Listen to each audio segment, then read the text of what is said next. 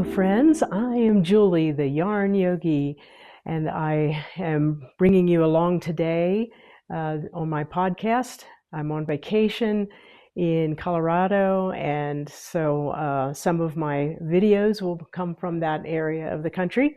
Normally, I'm based in Pennsylvania. I don't usually travel this much.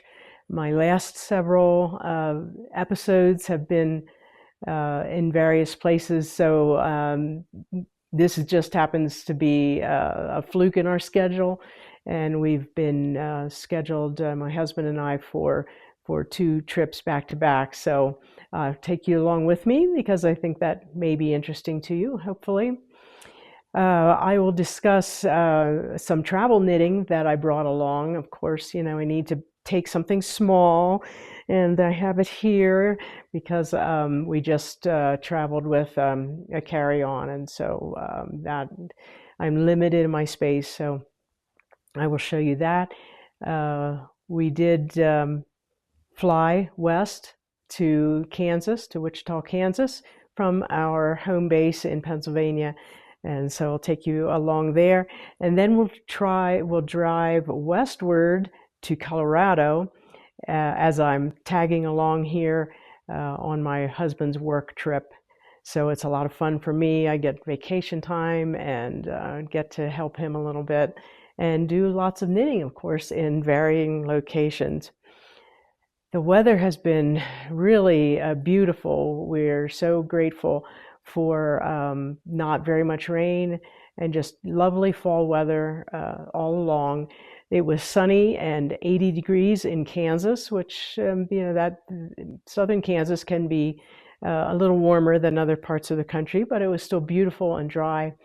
And then the other end of that spectrum was a snowy day that as we were driving up over Independence Pass in the Rocky Mountains, coming to this location, driving west.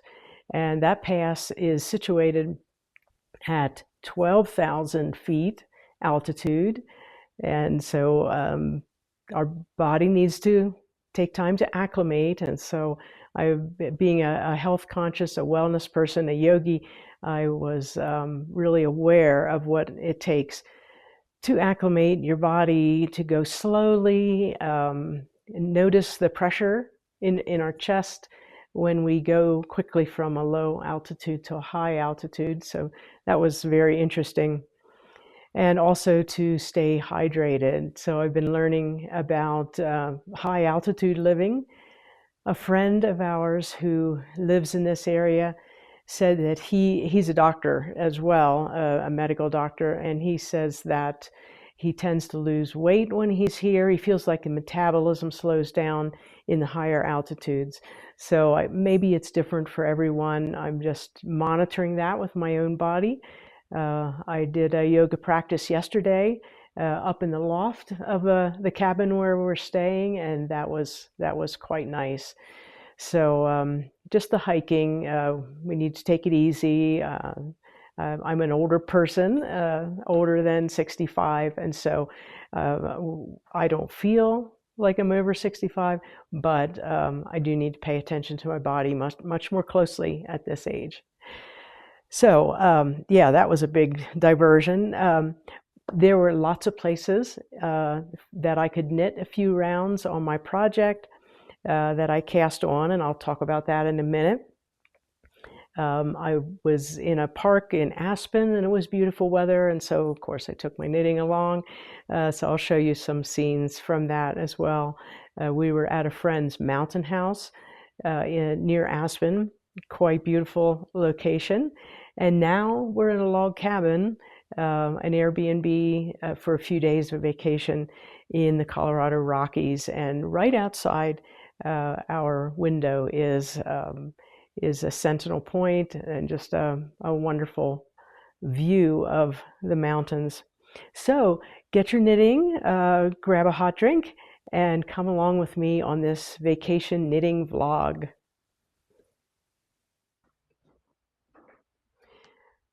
I did some research before our trip so that I would be aware of any yarn shops that we would be driving past. and or we could make a small trip too. And I did find one along the way, the Serendipity Yarn Shop. It's located in Buena Vista, Colorado.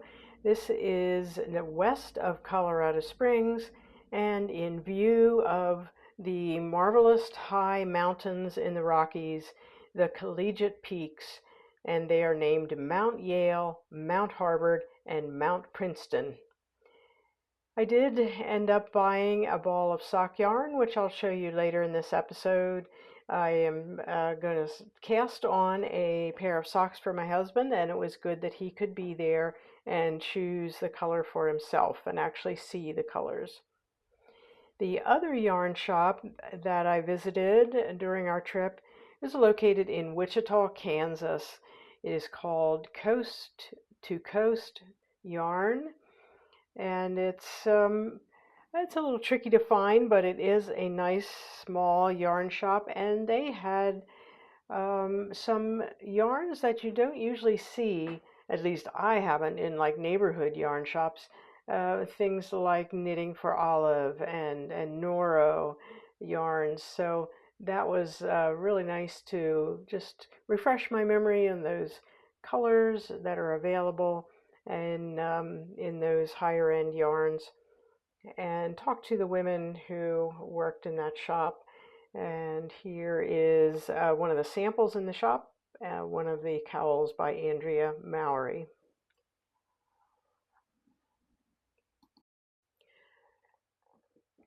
The joy of vacationing in a very different geography from your own home terrain is to experience it while driving a car.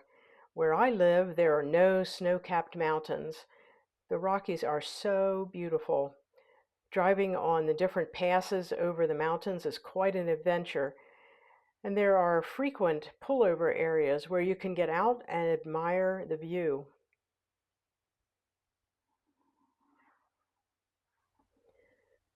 We were guests in a friend's house in Aspen for a few nights, and here it is. His house is beautiful with large rooms and a few special places to knit. I enjoyed knitting by the window, but the deer head on the floor was a little disturbing since he didn't yet get around to mounting it on the wall.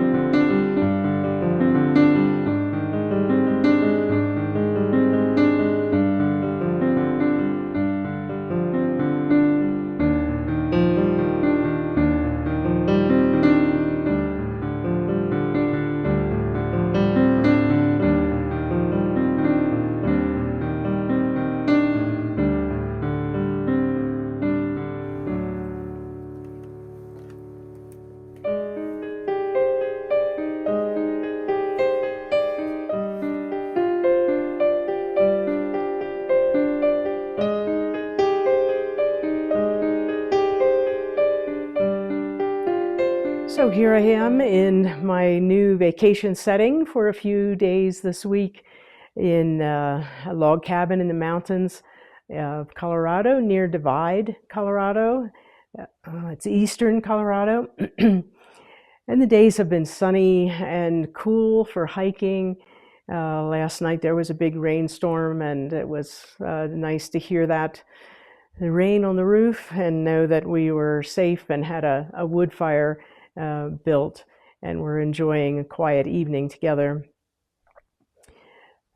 I have my whip, my work in progress that I'd like to talk to you about. I, of course, as I said, had to pack light because I'm traveling, and we only traveled with a carry-on piece of luggage, didn't check luggage, so I really needed to keep it small.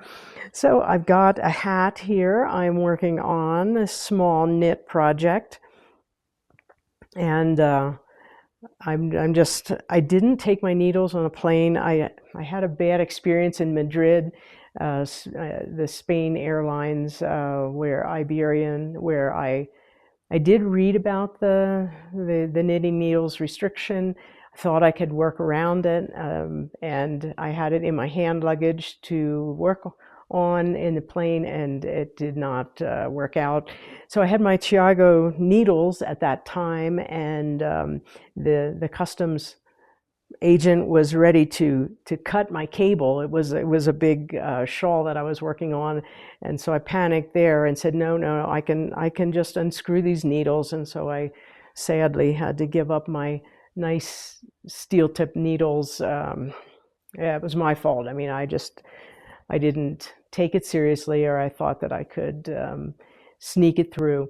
So I didn't do that this time, even though I have little bamboo needles just on a little circular. I just didn't risk it. I might on the way home. I know United Air does say that they allow it. I'm just a little fearful after that episode. Anyway, I have my small project here. It is the Barley Hat by Tin Can Knits, and yeah, I've got it cast on and got a few rows after the ribbing. Yeah, there it's focusing. And this is an interesting hat that has a section. I'm holding on to it here because I don't want my stitch marker to fall off. It has a section in the front that has some garter stitch, and that's about 34 stitches, and then the rest of it is stockinette, and it just, it decreases up to the top, as usual, like a usual hat pattern. This is DK weight yarn, and I'm making it for our son for Christmas. So I don't think he watches my podcast, but if he does, here it is. And let's see, I want to check the yarn here. I'm using Madeline Tosh DK Superwash Merino, and it is in the colorway Western Wash, and that is a combination of variegated yarn of turquoise and chocolate brown, really quite a nice color combination that he said he liked. So I'm enjoying working with this. It feels good. It's a smooth yarn, and yes, I said it was superwash. So it's a pleasure to work with this DK weight, and I'm using US 4 and 6 needles. I actually made this in a worsted weight. I made 2 other hats of this pattern, so it's one of my favorite. It knits up. It's easy. You don't have to pay attention too much to the pattern. It's a 1x1 rib, and do the decreases. So it's a great project for traveling, and I recommend the Barley Hat or any of the tin can knits. In fact, the thing about tin can knits is that they include quite a lot of tutorials. So if you're new to knitting and want to start with a simple hat, there's an app you can download to get just your size as you're reading the pattern, rather than 14 other sizes. And it shows the basics of how to decrease, how to join in the round. So that's really helpful. So if you're starting that I would recommend Tin Can Knits for some of their patterns that are quite didactic that way. Hello, this is Julie coming to you on Wednesday morning.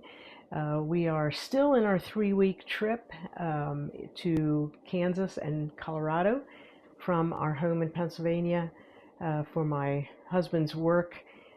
He needed to come out this way to have some meetings and attend some events, so it's been a good time for us. I leave tomorrow. He still stays for a bit. We used to live in Kansas, and I am now in the town of Hesston in an Airbnb with him. So we started our married life in the town of Hesston, small Midwest town, lovely place to raise a family. It's like coming home, even though it's been many years, many decades actually, since we lived here. It hasn't changed a whole lot.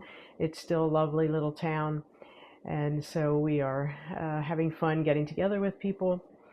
So the lighting is not so great in this space that we're staying. It's a lovely little upstairs apartment in town here, so I'm getting as much natural light from the window, which is over there, as I can. So, but there's this big ceiling light that gives some weird shadows. So, but that's okay. I'll sit for a bit and then I'll stand and lead you in 2 stretches to get the circulation moving, because I like to do that for myself. I need to remind myself to do that, even though I'm a yoga teacher and I should be well tuned with wellness. I sit there and get engrossed in my knitting or whatever podcast I'm watching or TV, just like you do. So this is a little incentive for you, and maybe you just watch what I do and then do it later. Maybe you stand and set your knitting down, get to, as I'm talking, maybe you can get to the end of a row or end of a color sequence, and then you can set your knitting down and just do to stand up. So these stretches are not going to be seated. I will move my chair out of the way here and stand to just do a couple of simple things. But while you're getting ready, just a reminder about circulation, and this is not just for knitting, but whatever you're doing, if you're sitting, working in a chair, at the computer or whatever, to stand up once in a while.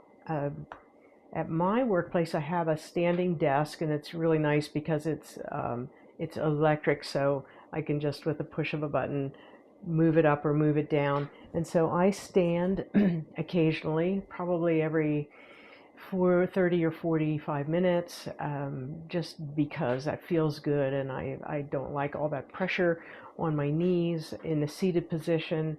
It can really cut off the circulation in your legs when you're seated too long, and especially for me, chairs don't tend to fit me really well because I'm petite. So that's another reason for standing once in a while.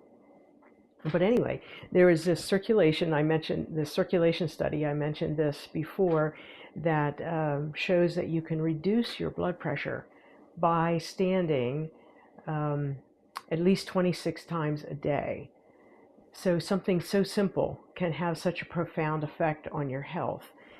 So with that said, we'll do some 2 stretches to support your knitting muscles.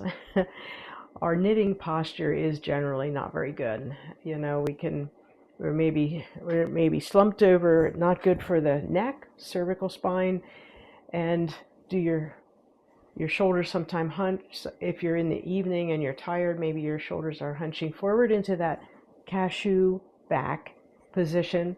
Also not good. We need to find ways to open the chest once in a while, or maybe do some movements with our arms. A knitting posture also compromises circulation in our arms. So that's why we want to, do something to get that, whether it's just simply moving them and then hunching over in a slumped position can compromise the spine. So just some things to be aware as you maybe have more than one place where you can knit. Some people knit standing up or walking. I'm not there yet. I don't know if I will eventually teach myself to do that or not. But anyway, let me stand, move my chair, and back up here so that I get my head on the camera. Okay, and we're standing nice and tall. Let's practice good posture, shoulders back, chin slightly tucked so that you elongate the neck. Feel your neck telescoping upward as you stand in this nice tall position. When we're standing in line at the store or something, waiting, do we do some kind of other slouchy position? That is a good time to practice standing tall. All right, hands by your side, and my hands are going to be cut off, but I am just inhaling them upward. Take a big stretch. Maybe look upward toward your hands, and then lowering right arm down, and take a side bend. And you can do either arm. We will do both sides, so don't get all caught up in the rights and the lefts of it. As a yoga teacher, I usually mirror. I have to do opposite. When I tell you your right arm, I'm doing my left arm. So I'm not sure how that'll turn out on camera, but it doesn't matter because we're just doing this on both sides. Both arms up again. And whatever side you did not lower, take that down. Maybe you're looking up at your hand. Maybe you're just looking forward. Maybe your arm mobility is at a different angle than mine. Maybe you can curve over. Notice that side body, those ribs opening. Send some breath into those ribs, into that open space as your ribs are expanding. Bringing both arms up again. Take a big inhale in through the nose. And on your exhale, slowly lower your arms down. Maybe you do an audible exhale. Standing tall. Take another big inhale. And a big exhale. Interlace your fingers behind your back. And maybe if that doesn't reach or if that doesn't feel good, maybe interlock your elbows just so that we're opening that chest. That is our goal with this. Pulling the shoulders back, opening this upper body. Maybe you look up. Maybe you just look forward. And let go of those hands. Give them a shake. Separate your feet. Take a windmill. Swinging those arms around. And then come to stillness.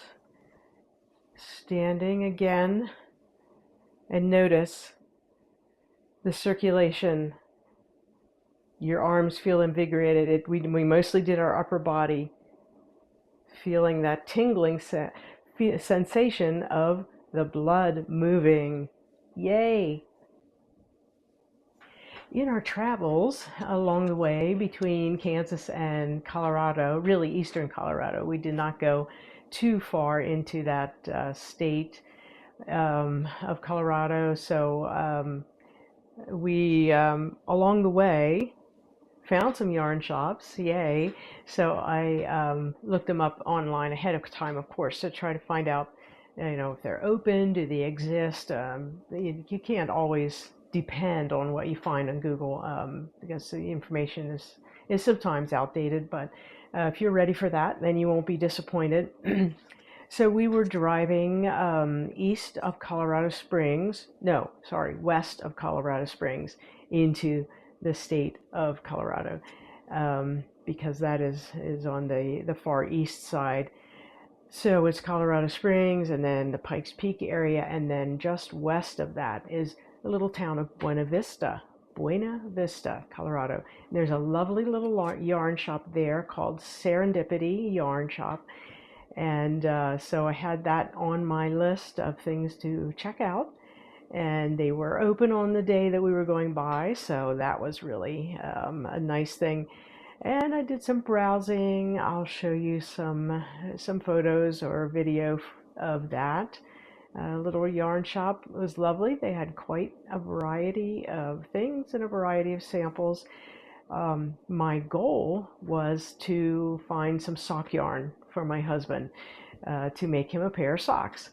So it was a good time because he was in the shop with me and he could look at the colors.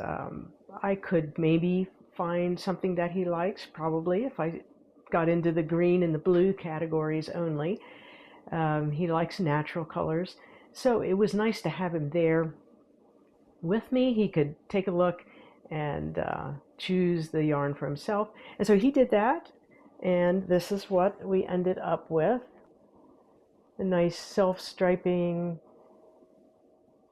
yarn with some khaki, goes into the brown category, but mostly in greens and olive and forest green. Really lovely. It'll be fun to see how that knits up. It is made in Italy.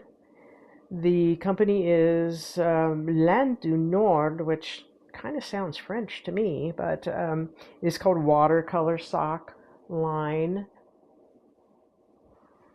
And yeah, it'll be fun to see what that looks like. I'll look forward to casting these socks on when I get back. I am limited in my travels. You know, my travel knitting bag needs to be small because we did not check luggage. So I don't have all of my tools for a project like that.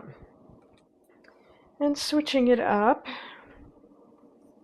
And just to show you now some progress on this hat pattern that I've been working on for our son. And I just noticed with these two yarns side by side that they seem to have similar taste. Look at that. In the greens, the blues, the earthy colors. My son liked this yarn, our son, so I'm making this hat for Christmas or birthday, that time of year. It is the Barley Hat by Tin Can Knits. I talked about that a little bit earlier in this episode. And so I've made some progress and I'm ready to start the decreases, I think, with the next row or two. So that'll be nice. I did bring double pointed needles. Was not sure about that on the plane, but it's working out okay so far. I leave tomorrow, so I hope I can take this in with me into the cabin and not check luggage and be able to knit while we travel, while I fly back. It's not a terribly long flight. It's maybe 2 hours to Chicago and then change planes and 2 hours then back to Pennsylvania. And I will do that on my own, no problem. I'm used to flying. My husband will stay here for another week, working on his work projects. So that is the update with the Barley Hat. And I'm excited to get back home and expand my projects a little bit. I like to have a couple things on different needles, as I think many of us do that. And so I've got a blanket on the go back home, which I want to show you when I get back home. And I'm also continuing the knit on a Florence Miller cardigan. And so I need to, and now I've got socks, so I will be splitting my time in all sorts of ways, but that's the fun of it, isn't it? I would like to get back to the idea of travel and knitting and abiding by airline guidelines. So I picked up this tip on somebody's podcast, and I wish I could remember who it was. I don't, so wish I could credit them.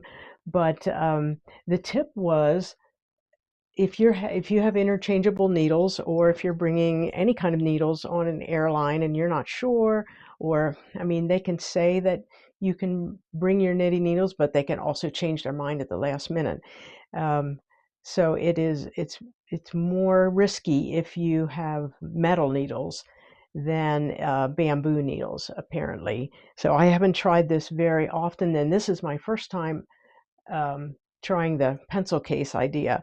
But another knitter said, if you bring something that looks like just a regular pencil case, and this is just, a zipper top little bag, and if you actually put pencils in it, when they're scanning, then they can recognize it as a pencil case. And I even have, an old-fashioned pencil and a wooden one that looks a lot like my bamboo needles in that case. So, okay, folks, it's a pencil case. Okay, TSA.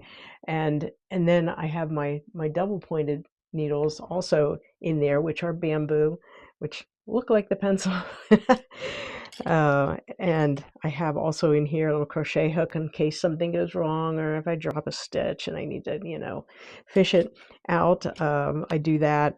I have a few extra markers and just, little things, needle stoppers in there. So this is my case that carries all that extra stuff. But then if you had detachable needles, interchangeable needles, they could, take them off right away, put them in here, and put needle stoppers on your cable.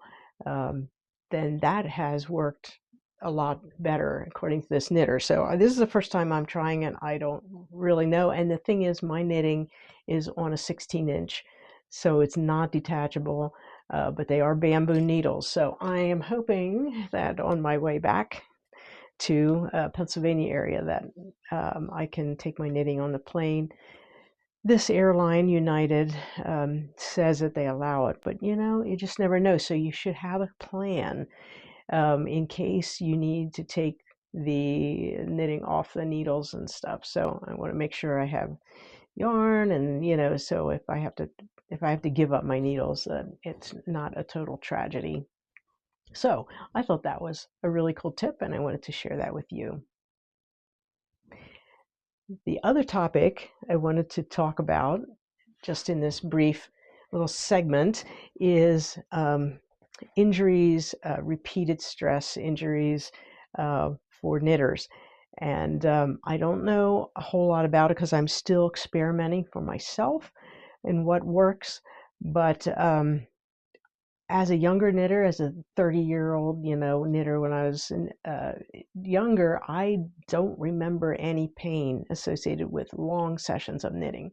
Now, over 65, things have changed. The body changed. It's rather insulting because I'm I'm into wellness. I'm in great shape, but we are all aging, and that means the joints and the fingers and everything don't have as much lubrication in the joints, and long sessions of repeated motions are going to take its toll no matter how healthy you are. I don't like that. But I've been experimenting with different things to try and mitigate this pain that I get.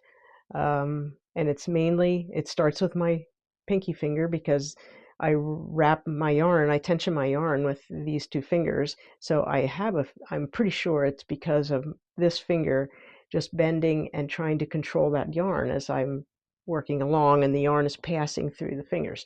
So I've tried different things, and this is one of the things I do, and that's why I'm holding this tape, and I don't know what it's called. The package is gone, but it's a stretchy stuff that you can wrap when you have an injury. You can wrap this with, and it sticks to each other. So when you get like a blood draw or something, and they wrap that pink tape around it. Your where they the site where they take the blood, that is what this is. Just a smaller version. So this is like what, an inch wide. It's for fingers, and I just wrap my little finger, um, cut off a section of this and wrap it, and it keeps this finger from hyper bending. So that's one solution. Um, if you have other solutions, put it in the comments, because we're continuing to experiment. I still get pain. I have to be careful how long I knit at one session. I try to rest, between rows if I have long, rounds or something. But that's one thing I do. I also got a compression glove off of Amazon, just a fabric one that has no fingers or short fingers on it, and that squeezing motion, if I wear it around the house, or at times when I'm not knitting, that also, it seems to help. But everybody finds their own thing, and I just wanted to share what has been working for me so far. So fingers crossed that I can stay um, healthy and not have to give up knitting because I have a hand injury that I have to recover from. That would be tragic.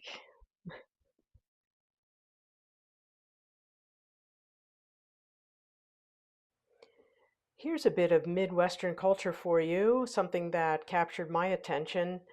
Before the advent of affordable barbed wire in the 1880s, the most common form of fencing the farm fields in Kansas was to plant Osage orange trees to form hedgerows. It's usually really windy in Kansas, and so they planted hedgerows for wind breaks, especially during the 1930s Dust Bowl, to help to stop the soil erosion. And my husband says the wood is as hard as nails, and the trees grew together over time to form a barrier that the livestock couldn't get through. The fruit on these hedgerow trees is a softball-sized orange that has bumpy green skin and is really kind of sticky when you touch it. Sometimes people call them hedge apples, and they even use them for fall decoration.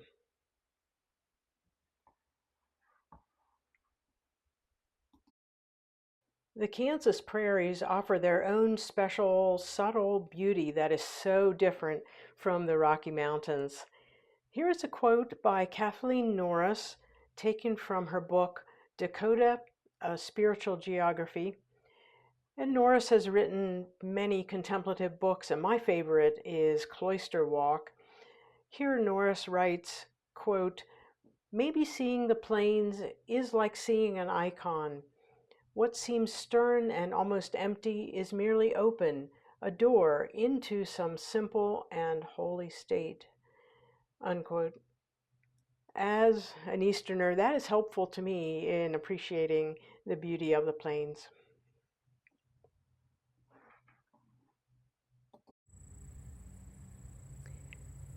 Here we are at the edge of town, in this little town where we're staying. This town happens to be called Hesston, but this is very typical of towns all over the Midwest, at least Kansas and eastern Colorado, as far as I know, in my experience. And the pavement only extends so far, and then there are miles and miles of gravel roads, and it does make sense from a budget standpoint, practicality, that you don't pave all of these country roads. But it was quite amazing for me to be coming from the east, moving here to Hesston as a young married person, and learning about these gravel roads and how you can be speeding along, and there's not much traffic, so the speed limits are pretty high, and all of a sudden you hit the dirt road. We call them dirt roads in Pennsylvania. Here they call them gravel, but it totally makes sense. It's a rather dusty affair. Here comes a car, so you can see how the dust gathers behind any traffic. You might want to have your windows up.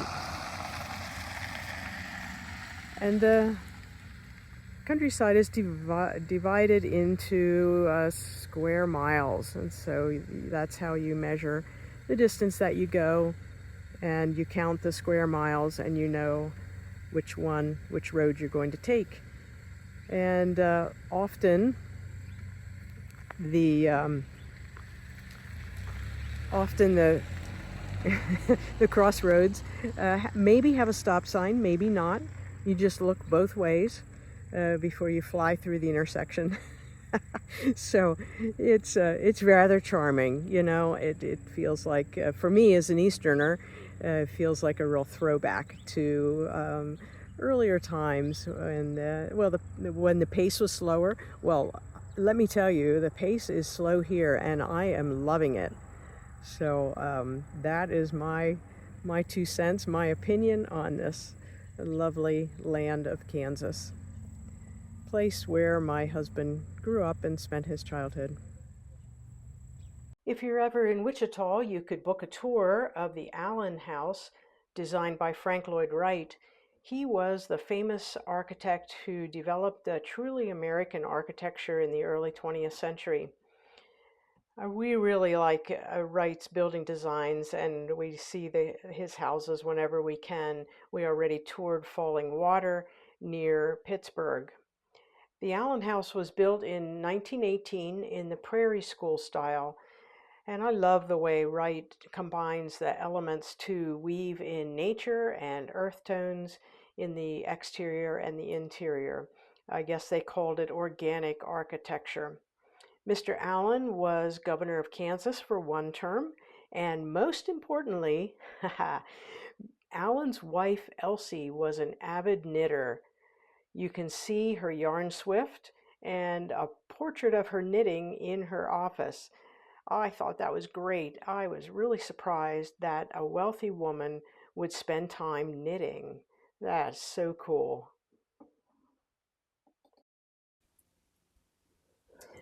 Well, I'm back home now, and it's time to light the fireplace because it's already early November. Doesn't this make a cozy place to sit down and knit or crochet? Well, I hope you enjoyed this vlog style journey with me. I'm an ordinary knitter, and my goal is to provide you with some entertainment while you sit down and knit or crochet. So please let me know if you like it by commenting and liking the podcast and subscribing. Enjoy your day, and I will see you next time.